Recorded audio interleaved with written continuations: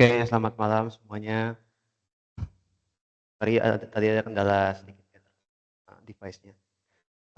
Ini BTW buat tutornya mau pakai bahasa Inggris atau bahasa Indonesia aja ya? Soalnya kayaknya Malewa belum datang ya? Indo nggak apa-apa Kak, Malewa juga belum ada kayaknya.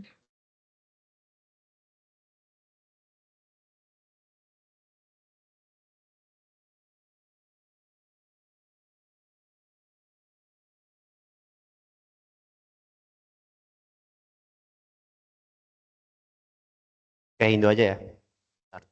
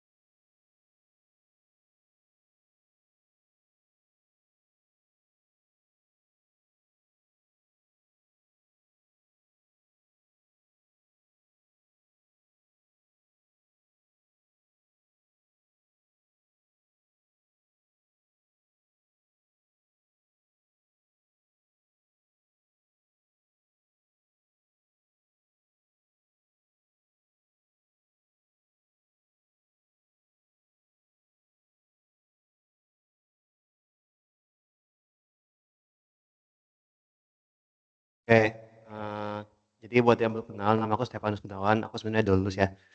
Ini name lamanya. Jadi untuk matkul Ekotrans ini, dia tuh kan ada Pak Arun sama Pak Ade ya. Nah, kalau sebelum tes itu emang dari Pak Ade kalau dari tahun lalu karena di tahun sebelumnya pas zamanku itu eh karena Pak Harun duluan, jadi kayak pada nggak ngerti gitu pas ngejahit tubesnya. Karena kan tubesnya itu bakal sama Pak Harun. Jadi nanti pas sama Pak Harun nanti setelah tes bakal ada tugas besar ya. Jadi mungkin ada dua kelompok, berapa nggak tahu sih, belum diomongin juga. Tugas besarnya tentang analisis kelayakan. Proyeknya apa itu tergantung sama Pak Harun. Kalau dari Pak Ade sendiri relatif ada ya kalau tugas besar, tapi cuma tugas kecil biasa aja. Jadi nanti ya kayak yang aku bakal jelasin di tutorial 1 sampai 3.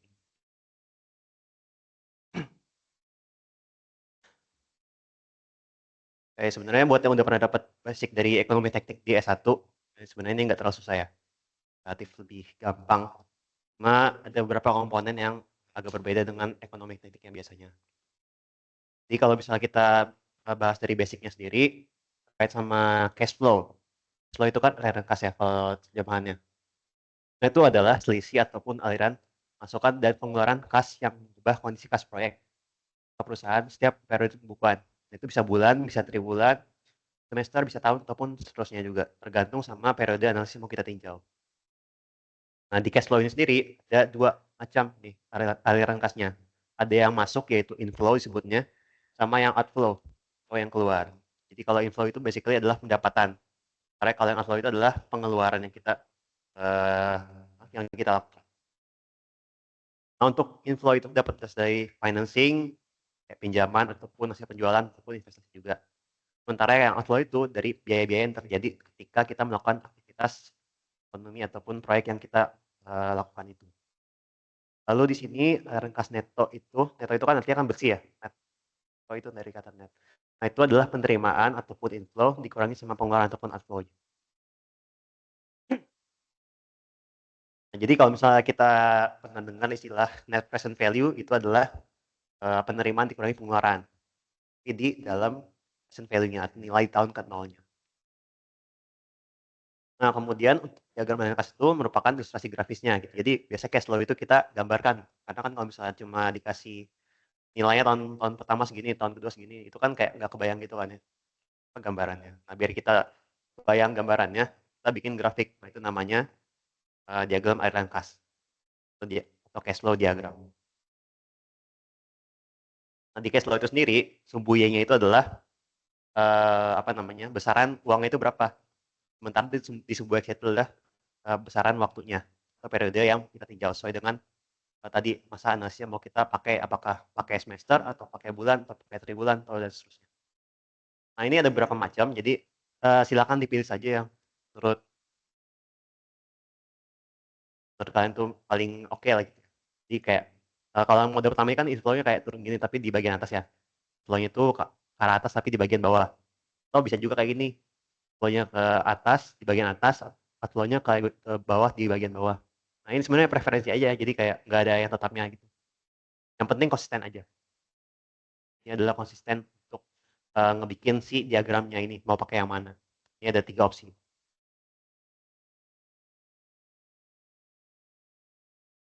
Kemudian di sini ada beberapa rumus-rumus ya, jadi kayak sebenarnya kayak tinggal pakai aja sih, karena kan nanti bakal open book juga ya ujiannya.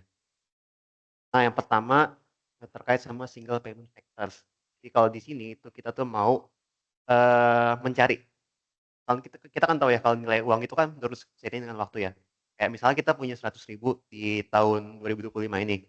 Nah, mungkin nilai di tahun 2035 itu udah turun.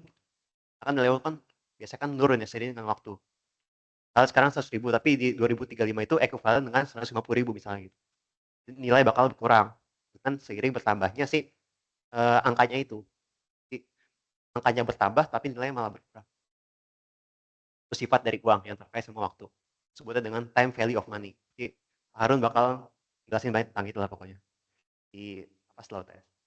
Nah, untuk rumusnya adalah kalikan saja itu antara present value-nya atau value tahun ke nolnya itu dengan formula ini, 1 plus I pangkat N. Nah, ini disebutnya dengan single payment compound amount factor. Kita menarik nilainya berapa sih kalau di tahun akhirnya itu, tahun akhir masa tinjauannya. Jadi kita mengekuivalenkan yang di tahun ke 0 menjadi di tahun ke N. Kita tarik tahun akhir. Sebaliknya kalau kita mau narik dari tahun akhir, tahun ke N, nilai sekarangnya atau present value-nya itu, kita pakai rumusnya ini. Jadi tinggal dibalik aja rumus yang ini. Ini notasinya tuh kayak gini. Jadi kalau misalnya ketemu notasi P per F berapa persen, ini ada angkanya gitu. Nah, itu artinya kita pakai single payment factor. Hitungnya.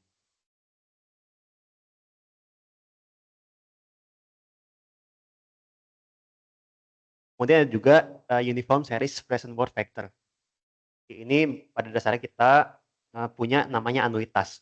Jadi kalau anuitas biasanya adalah bayaran ataupun pendapatan tahunan yang besarnya sama. Jadi selalu konstan. Misalnya di tahun pertama sampai tahun ke-10 gitu misalnya. Kita dapat pendapatan tetap sebesar 5 juta. Nah, kita mau cari berapa nilainya kalau di semuanya itu ditarik ke tahun ke 0. Nah, kita nggak bisa langsung narik karena kan pasti kan nilai beda-beda ya. Jadi kayak misalnya tahun pertama itu misalnya 5 juta, tarik tahun ke 0 itu jadi misalnya 6 juta. Tapi kalau misalnya tahun kedua 5 jutanya itu mungkin kalau tarik ke sini bisa aja cuma sorry, balik. Kalau di tahun pertama itu 5 juta, tarik ke tahun ke 0 biasa dia tuh misalnya jadi sekitar 4,5 juta. Nah, mungkin 5 juta tahun kedua itu kalau tarik ke sini tuh bisa jadi 4 juta doang. Karena kan bakal beda-beda kan ya. Karena kan tadi kan seiring tergantung sama besaran I-nya itu berapa interest rate-nya. Karena nggak bisa ditarik langsung, makanya kita pakai formula yang diturunkan ini. Nah, kita nggak perlu pusing-pusing sama formulanya ini apa sih ini apa sih. Yang penting kita pakai aja hasil jadinya ini. Ini urusan orang-orang matematika lah, turunan rumusnya. Jadi kita langsung pakai rumusnya ini. P sama dengan A, bla bla bla bla. Jadi tadi intinya adalah kita mau menarik semua pembayaran ataupun pendapatan tahunannya itu yang besarnya sama ke tahun ke 0.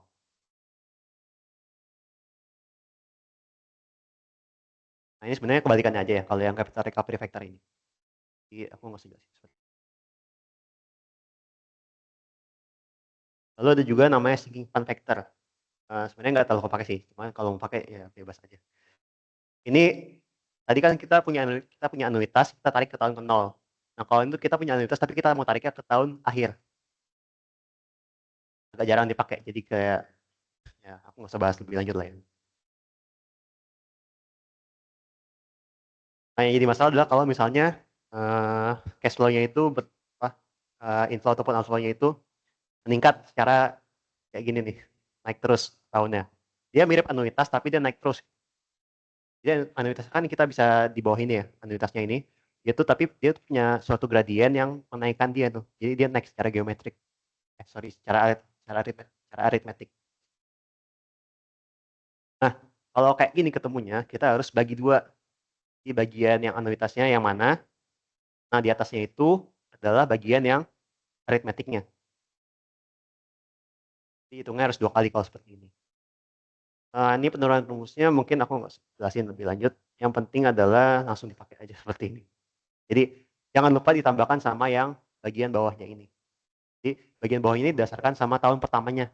Jadi nilai tahun pertamanya ini jadiin bagian anuitasnya yang terus menerus jadi.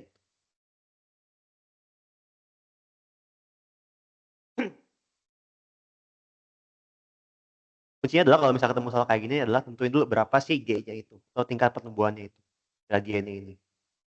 Kalau dia konstan. Tapi kalau nggak konstan berarti kita pakai formulanya adalah yang seperti ini. Yang gradiennya geometrik atau eksponensial. Ini penurunannya agak panjang jadi kayak dipakai aja lah. Beda sama yang tadi tapi ini ya. Jadi kalau misalnya tadi itu kan kita harus tambahin sama yang bagian bawahnya itu ya. Harus bagi dua dulu. Ini tambah ini. Yang bawah tambah yang atas. Tapi kalau misalnya di geometrik ini, itu langsung aja. Ini udah langsung dapat rumus jadinya. Yang ini rumus jadinya nih. Nah, untuk dapat rumus ini, untuk ngitung ini kita harus tahu si G-aksennya berapa. Dengan cara pakai rumus ini. Ini adalah interest rate-nya berapa yang dikasih tahu di soal.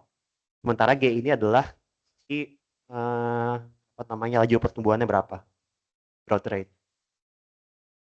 Nanti G aksennya dimasukin ke sini.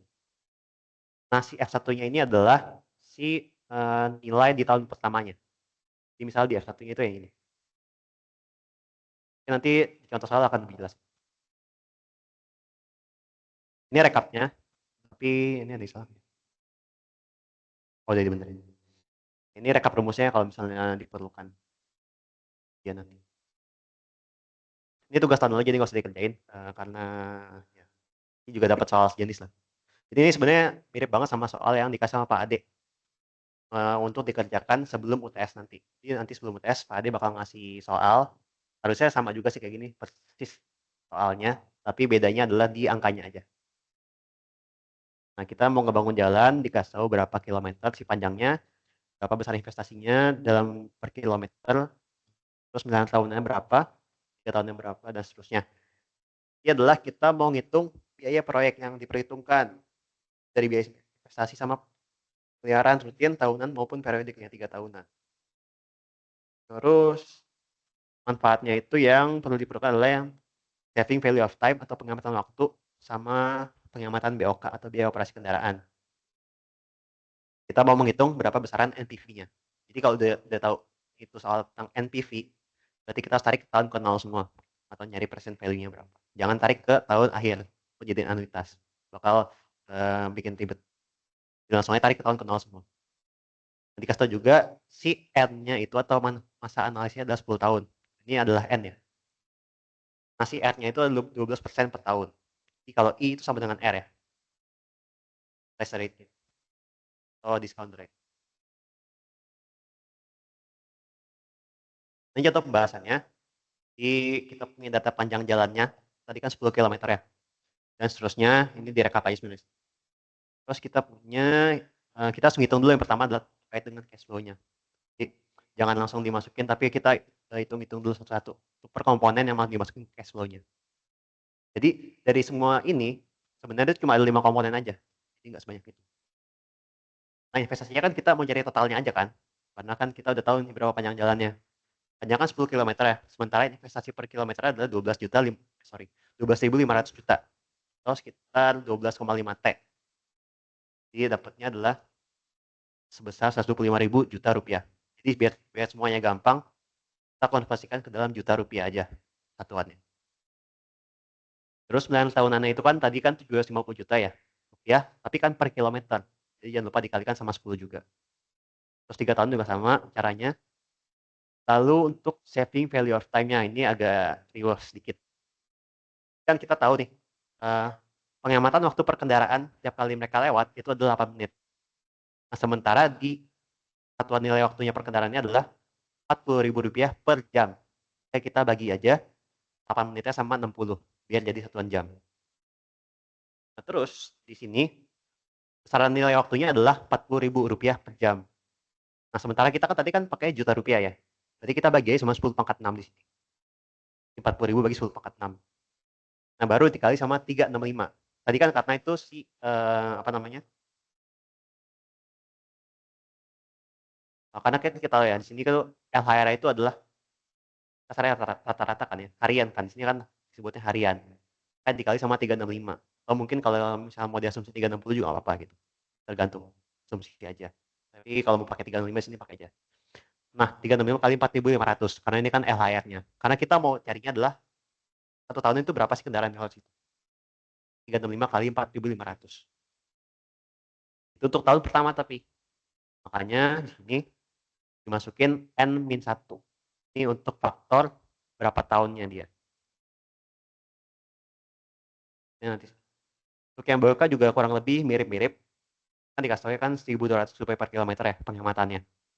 Dibagi sama 10 pangkat 6 biar jadi juta. Lalu panjangnya 10 kilometer. Karena ini kan BOK per kilometer ya di sini tuannya. Dikali sama 365 karena jumlah hari dalam 1 tahun. Dikali sama 4.500 juga. Karena LHR-nya, jumlah LHR-nya. Dapatnya sekian. Nanti langsung aja digambarkan investasinya dan seterusnya.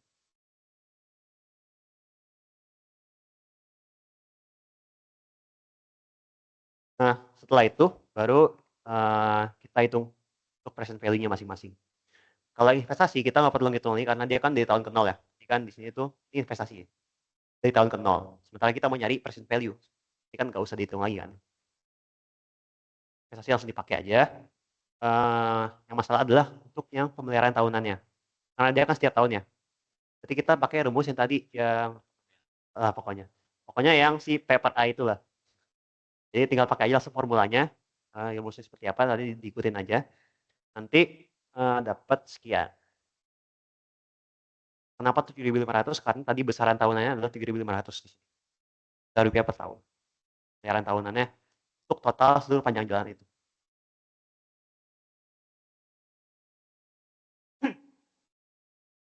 Nah, berikutnya untuk yang 3 tahunan ini agak tricky ya. Kalau misalnya mau dihitung manual, kayak gini masih bisa. Nah, ini kan cuma 1, 2, 3. Tarik satu-satu ke present value. Jadi dari tahun ke-3 ke tahun ke-0, tambah tahun ke-6 ke tahun ke-0, tambah tahun ke-9 ke tahun ke-0. Tapi kalau misalnya tahunnya ternyata kayak 90 tahun, itu kan akan sangat merepotkan ya. Jadi nggak mungkin pakai hitungan satu. Nah, makanya di sini kalau misalnya nggak mau repot, agak tricky dikit. Kan besarannya 15.000 ya, juta rupiah per 3 tahun. Taruh di tahun ke-3, tahun ke-6, sama tahun ke-9. Nah, kita pakai pertama-tama adalah kita mau triknya adalah ngeratain dulu, yaitu. Jadi supaya nggak diem di sini doang, kita tuh mau tarik jadi kayak gini loh. Jadi mirip yang kayak yang di bawahnya ini. Tahun pertama, kedua, ketiga tuh jadi ada. Jadi yang di besaran tahun ketiga ini kita mau sebarkan ke tahun pertama, tahun kedua, sama tahun ketiga. Jadi nggak jadi satu kayak gini. Jadi bakal ada 3 apa namanya? 3 outflow di situ. Nah, makanya kita konversikan kayak gitu. Tahun 1, 2, 3, yang tahun ke-6 jadi 4, 5, 6, 9 jadi 7, 8, 9. Kita rata semuanya dari tahun pertama sampai tahun ke-9, bukan tahun ke-10. Karena setelah ini tuh udah nggak ada lagi. Ini untuk meratakan tadi yang di per masing-masing tahun ini. 1, 2, 3 kita ratain ke 1, 3, 4, 5, 6, 7, 8, 9. Setelah kita ratain, tuh kita tarik. Jadi kita tarik dulu baru kita tarik present value. Berarti kan jadi kan dia tuh bakal jadi anuitas dari tahun pertama ke tahun ke-9, rata semuanya. Nah, baru kita tarik ke tahun ke-0. Jadi di sini kita pakai paper A 12%, 9. Jangan pakai 10 karena di tahun ke-10 itu udah nggak ada. Kita langsung dapat hasil sekian. Ini agak pusing dikit, tapi nggak apa-apa. Nanti mungkin kalau misalnya agak bingung bisa ditanya lagi. Terus untuk yang berikutnya, nilai waktu sama BOK itu kita perlu ngitung si G aksennya. Karena dia kan gradien geometrik ya. Jadi kita bisa hitung nanti besaran dapatnya adalah 5,66. Jadi kan R-nya itu 12% ya. Lalu G-nya itu 6%. Karena dia kan tadi pertumbuhan LHR adalah 6% per tahun. Ini bakal jadi G-nya.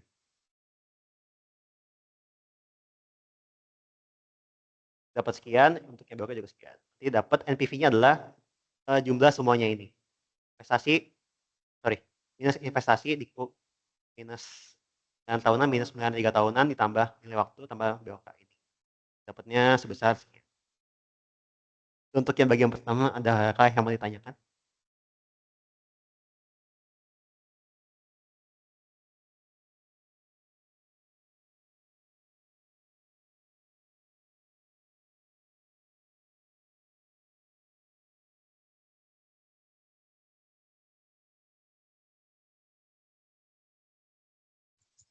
Izin bertanya, Pak. Ya, Izin bertanya. Coba slide sebelumnya, Pak. Yang itu penghematan BOK ya 1.200 ya dibagi 10 pangkat 6. 10 pangkat 6 itu apa ya? Itu karena kita mau pakai dalam juta, Pak. Tadi itu kan masih Oh, Rp1.200. Sementara satuan lain itu adalah dalam juta. Jadi kita samakan ke dalam juta. satuannya ya. Satuan ini disamakan ya. Ya, Pak. Oke, ya. Ya, oke. Makasih, Pak. Ya. Ada lagi yang mau bertanya?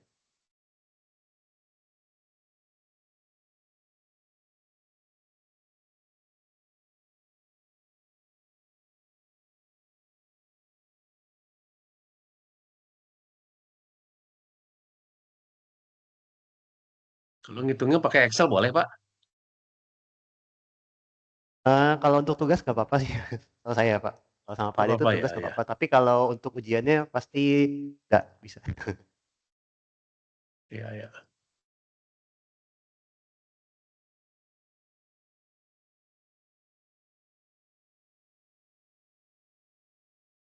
Oke, mungkin lanjut ke tutorial 2 dulu ya.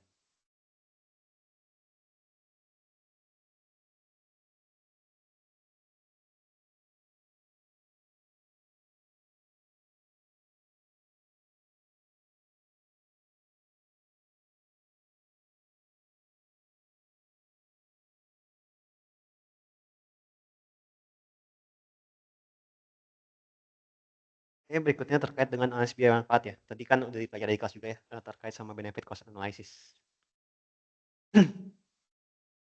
Nah ini masih sangat umum untuk mengevaluasi proyek-proyek dari pemerintah. Jadi jangan lupa untuk membedakan antara benefit dan revenue. Jadi untuk BCA ini cuma bisa dipakai di analisis ekonomi saja, bukan di finansial. Kalau finansial karena itu nggak ada komponen benefitnya, tapi ada komponen surplus. Yang berbeda ya, antara manfaat dan pendapatan yang terjadi. Kalau misalnya untuk di finansial itu pakai pendapatan, pakai manfaat. Nah ini biasanya ada namanya masa konsesi ataupun umur proyek ya. Biasanya di atas 50 tahun ya biasanya kalau untuk proyek-proyek. Tergantung juga sama apa proyeknya yang mau ditinjau itu. Kemudian biaya dapat berasal dari pajak dan seterusnya, ini nggak usah aku.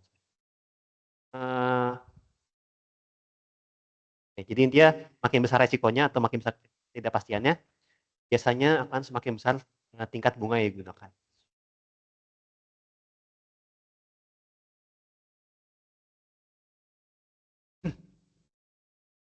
Kemudian untuk metodenya ada beberapa cara BCA ini.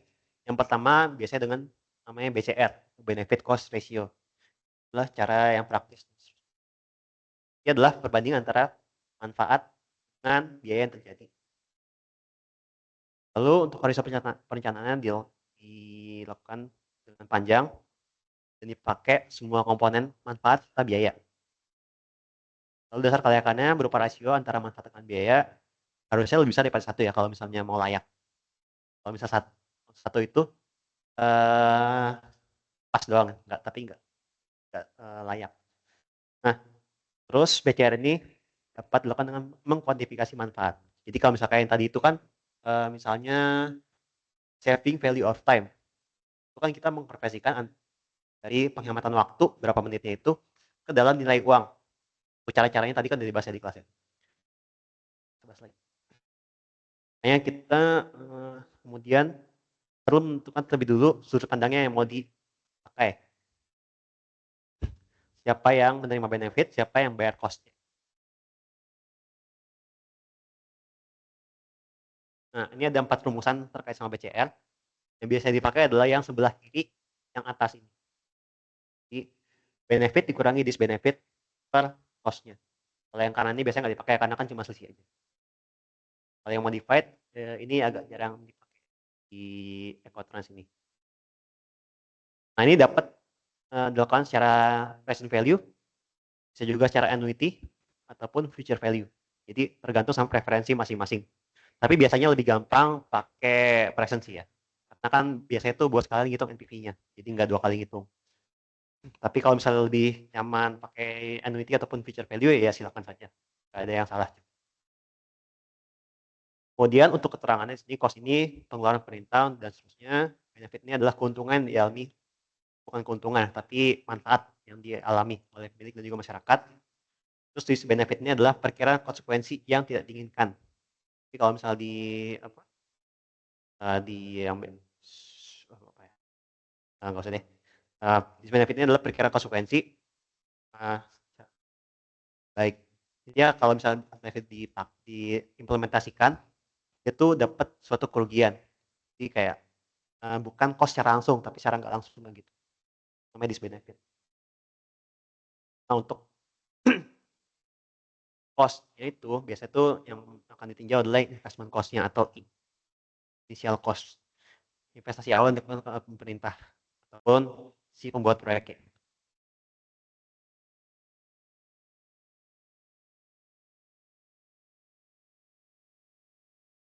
Ada juga istilah IRR sama FIRR. Ini adalah metode yang kedua.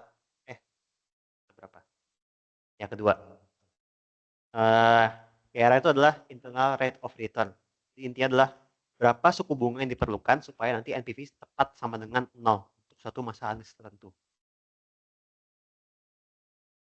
Nah, jangan kaget kalau misalnya kesimpulannya berbeda.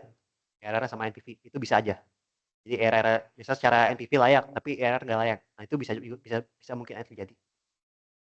Kalau seperti itu harus disesuaikan lagi suku bunganya yang digunakan biasanya. Untuk FIR ada juga namanya FIRR. Itu first year rate of return. Tapi sebenarnya agak jarang dipakai juga sih. Ini adalah perbandingan antara manfaat tahun pertama secara apa namanya? Secara neto ya. Ini manfaatnya dikurangi dulu sama cost tahun pertamanya itu. Baru kita tarik ke tahun ke 0. Dibandingin sama capital cost. Jadi kita tarik dulu net value-nya itu di tahun pertama, baru ke tahun ke 0, baru dibagi sama capital cost-nya. Ini sebenarnya mirip-mirip sama BCL. Bedanya ini di tahun pertama aja.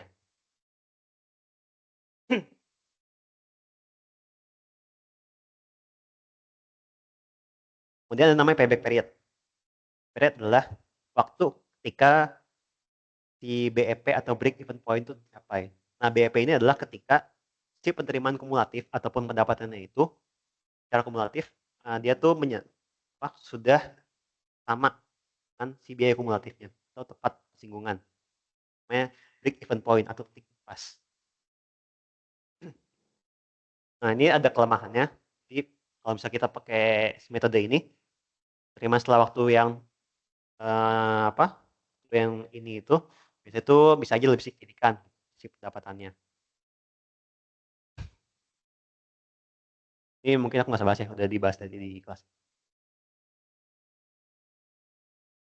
Ini untuk yang kedua masih sama soalnya kayak yang tadi. Bedanya adalah kita diperlukan untuk menghitung ini kelayakannya berdasarkan NPV, BCR, FYRR, PP, sama IRR. Karena kita mau pakai batas pengabdian 10 tahun.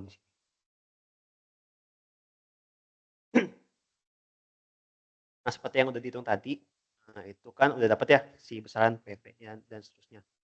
Sampai ke BOK ini. Nah, lalu setelah itu kita bisa langsung hitung si BCR-nya. Cara mengurangi telah gross benefit, kurangi annual expense, per investment cost-nya. Itu 0,79. Jadi investment cost-nya ini yang di bagian bawah ya. Ini aku pakai metode apa ya? Yang modified ya kalau di PPT-PAD kalau nggak salah pakai ini. Nanti coba dicek lagi ya, takut salah. Terus buat NPV langsung aja kayak yang tadi, udah dihitung tadi sebelumnya. Lalu FRR, ini di benefit tahun pertama, dikurangi cost tahun pertama, dibagi sama 1 plus R, pangkat 1 sebenarnya di sini. Tapi ya pangkat 1 kan dihilangin aja. Jadi dibagi lagi sama si investment cost-nya. Sebesar 14,99%. Sebenarnya ini kurang lengkap ya, harusnya dilengkapi lagi sama apakah ini layak atau enggak. Jadi kalau misalnya BCR-nya 1, lebih dari 1 ini berarti ini layak proyeknya. PV-nya lebih dari 0, berarti dia layak. IRR sebenarnya garis standarnya ya.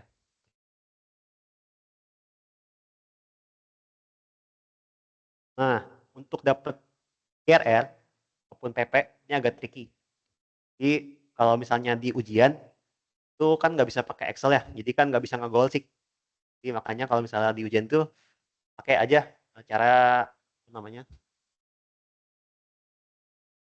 samaan garis, interpolasi linear. Nah, jadi cara interpolasinya adalah dengan cari 2 titik dulu. Jadi kita ngitung NPV di tahun 9 sama 10 misalnya. Nanti baru kita interpolasi ataupun ekstrapolasi secara linear. Dapat sarannya. Nggak cocok nggak apa-apa. Maksudnya nggak persis dapat sesuai dengan hasil yang diinginkan. Dengan hasil eksaknya itu nggak apa-apa. Yang penting kayak metode interpolasinya benar di ujian ya. Tapi kalau misalnya untuk di tugas kan bisa pakai goalseek ya. Jadi harusnya dapatnya jauh-jauh gitu. Pun persis hasil yang diinginkan. Sesungguhnya.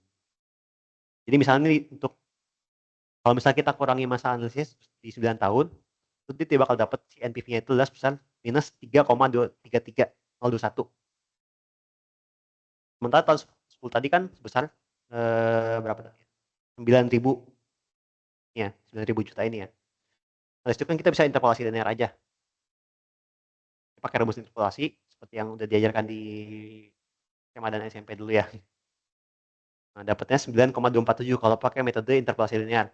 Untuk kalau misalnya kita ngitungnya pakai tahun ke-9 sama 10.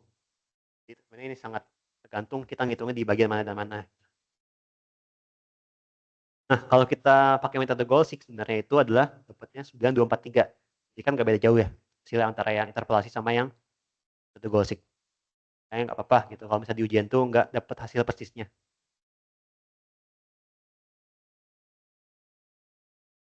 Lalu untuk yang IRR ini agak karena perlu ngitung kayak tadi itu NPV tahun NPV untuk bedanya ini bukan pakai tahun ya, tapi pakai kita ngubah si interest ataupun discount rate-nya itu yang R-nya ini.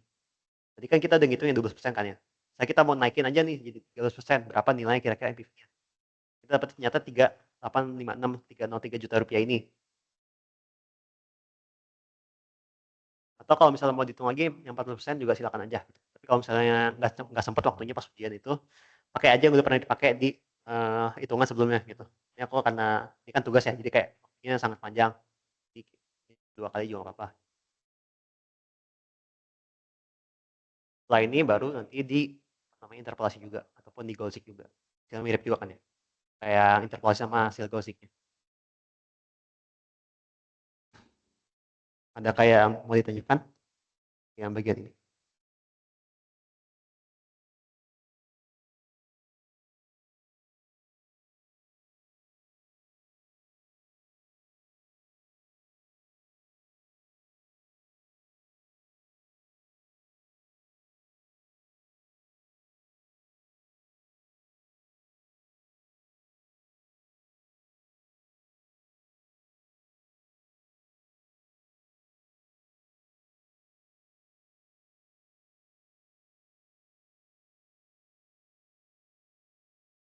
Oke, lanjut ya, satu lagi.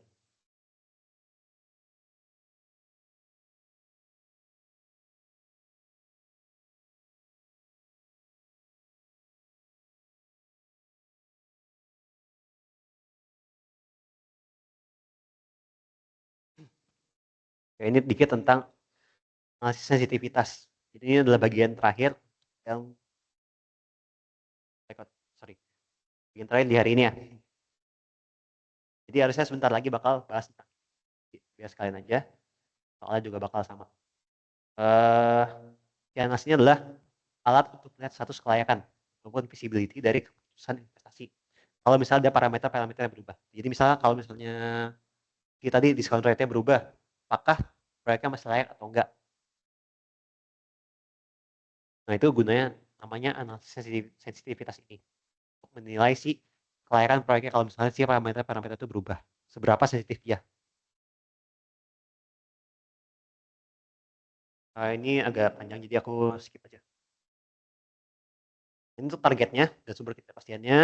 Jadi untuk mengidentifikasi pengeluaran perubahan data terhadap optimum solution yang aku bilang. Terus memberikan jawaban atas pertanyaan sampai seberapa jauh perubahan itu diperbolehkan tanpa mengubah solusi optimumnya ataupun kelayakan itu tadi. Tanpa perlu ngitung dari awal lagi.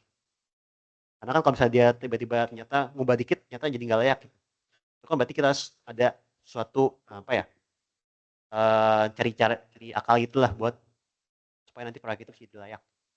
Akan menambah benefit ataupun mengurangi cost-nya. Terus ada beberapa sumber ketidakpastian, misalnya terkait dengan tidak akuratan estimasi yang digunakan dalam analisis. Jadi kan kalau misalnya bikin suatu analisis ekonomi itu kan pasti kan nggak sempurna ya. Jadi ada ya parameter-parameter yang pakai masih pakai perkiraan, misalnya terkait sama inflasi ataupun apalah itu. Atau misalnya ya tak terduga atau apalah itu. Gantung ya. Jadi pasti ada ketidakakuratannya estimasi. Hanya kita perlu namanya analisis ini. Terus ada risiko bisnis, kemudian jenis fisik bangunan dan seterusnya.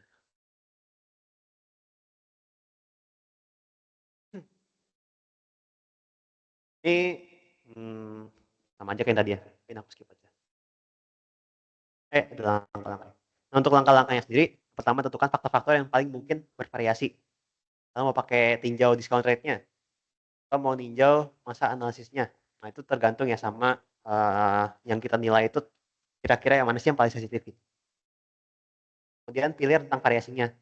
Biasanya itu dari 0 sampai 40 ataupun minus 40%. Tergantung sama orangnya. Tergantung sama kebutuhannya. Kemudian pilih metode yang mau dipakai. Apakah pakai present value atau future ataupun annuity. Jadi tergantung sama metode yang mau dipakai. Kemudian dihitung nilai berdasarkan variabel faktornya, lalu bikin diagram apabila diperlukan.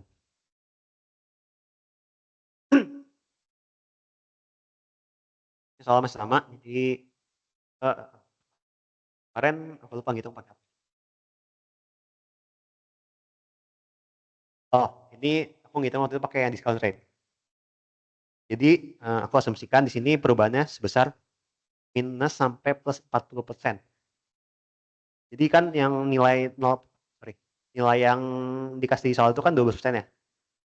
Berarti kalau misalnya ternyata discount rate itu berubah sebesar 10%, dia tuh bakal jadi 13,2%. Ternyata NPV-nya itu berubah jadi sebesar 270. Berapa lah ini gitu, 278 juta rupiah. Nah, kalau misalnya dia berkurang 10%, berarti dia jadi 10,8%. Jadi sebesar sekian. Dan seterusnya. Jadi setelah nanti kita ngitung NPV masing-masing, untuk masing-masing nilai R-nya ini yang kita mau pakai, nanti kita bisa plot ke dalam grafik seperti ini trennya. Di sini bisa dapat kesimpulan bahwa kalau misalnya si R yang berubah, si NPV-nya ini bakal berubah secara non-linear.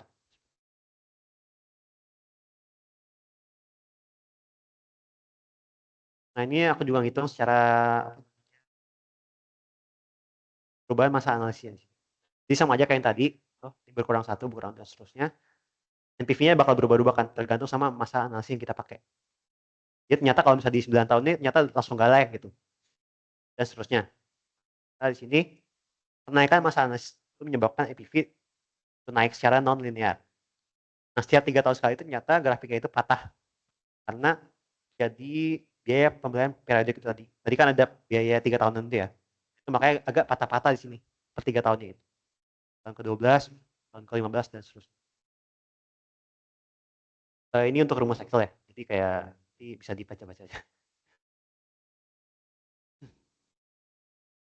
Ini sensitivitas biaya investasi di sini. Oh, ngitung juga ya.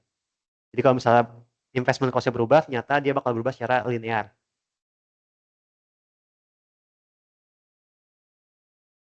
Oke, sampai situ. Kakak yang mau tanyakan?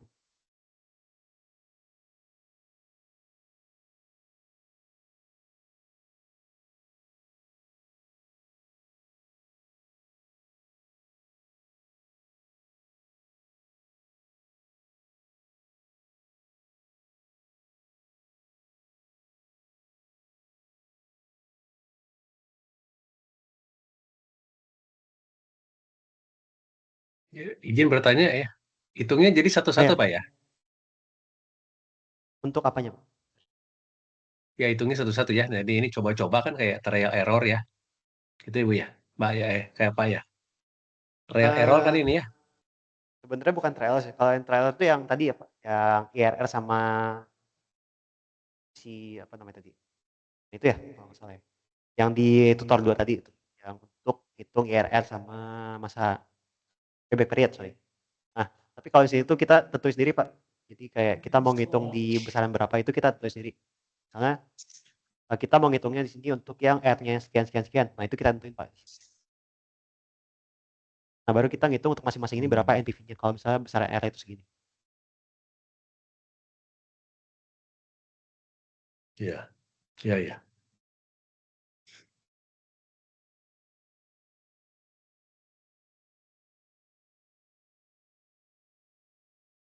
Ada lagi? Berarti kalau ujian kalkulatornya harus yang itu ya kali. Yang bagus ya Nah, kalkulatornya ya. Bisa bisa diprogram ya, gitu Pak. ya mungkin ya. Kalau ujian kayak nggak harus banyak ini sih, Pak, yang ngitungnya. Jadi sedapatnya aja. Oh ya. Ya, makasih Pak.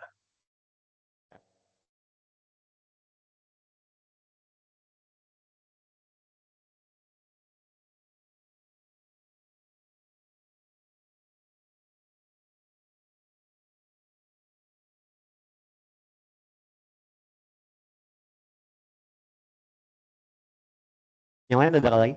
Gue tunggu sampai 2029 ya.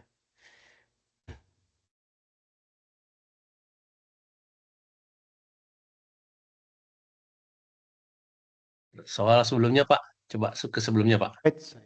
Slide sebelumnya. Iya. Slide sebelumnya Pak.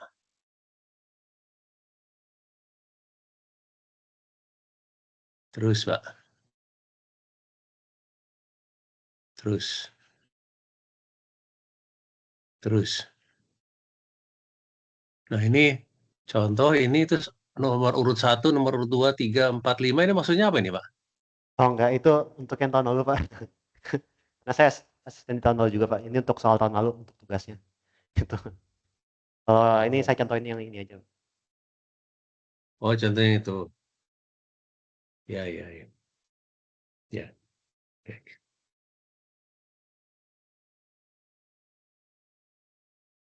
Ceritanya kita tugasnya ini ngerjain ini Pak. Eh, tahun ini saya ngasih tugas, Pak. Jadi dari Pak Adi aja gitu. Tapi harusnya soalnya sama sih kayak gini. Sama persis. Beda angka. Tahu saya. Oh, iya, iya, iya. Oke, oke. Ya Pak.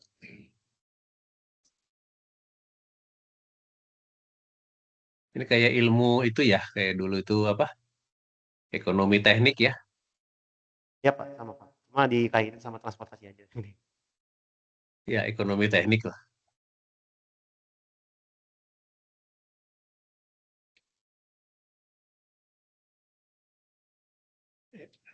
Ya, makasih Pak. Ya, Pak.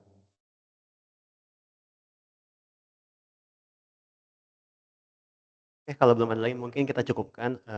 Nanti untuk PPT-nya yang bahasa Indonesia Ini dikasih di Google Classroom aja. Nanti sekalian Google Classroom itu bakal dipakai buat tugas besar setelah UTS. Oke, terima kasih semuanya. Selamat malam. Thank you, Kak.